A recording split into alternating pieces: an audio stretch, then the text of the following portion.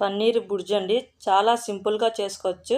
Stove మీద కడాయి పెట్టుకుని అందులోకి 5 టీ స్పూన్ల ఆయిల్ వేసుకుని 1 టీ స్పూన్ నెయ్యి వేసుకొని కొద్దిగా వేడి అయినాక 1 టీ స్పూన్ జీలకర్ర వేసుకుని 1 ఆనియన్ కట్ చేసిన ముక్కలు వేసుకుని ఫ్రై చేసుకోండి. 1 నిమిషం అయిన తర్వాత పచ్చిమిర్చి, అల్లం వెల్లుల్లి రబ్బలు కట్ చేసిన ముక్కలు వేసుకొని ఫ్రై చేసుకోండి. 1 టీ స్పూన్ శనగపిండి వేసి కలుపుకొని 2 టొమాటోలు కట్ చేసిన ముక్కలు, 1 tea spoon salt, 1 tea spoon పసుపు, 1 టీ స్పూన్ ధనియాల పొడి, 1 టీ స్పూన్ కారం పొడి, 1 టీ స్పూన్ గరం మసాలా వేసుకొని కొంచెం కసూరి మెత్తి, కొంచెం వాటర్ వేసుకుంటూ కలుపుకుంటూ ఫ్రై చేసుకోవాలి. ఇలా ఫ్రై చేసుకున్న తర్వాత పన్నీరు ఇలా గైటర్తో తురిమి వేసుకోవచ్చు, లేకుంటే చేతితో పొడి చేసుకుని వేసుకోవచ్చు. పన్నీరు ఇలా వేసుకొని కలుపుకొని 2 నిమిషాలు ఉడికించుకోండి.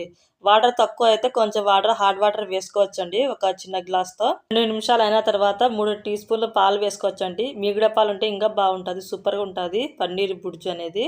చపాతీల్లోకి, కుల్చాలోకి, బటర్ నాన్లోకి సూపర్ ఉంటుందండి పన్నీర్ బుర్జీ.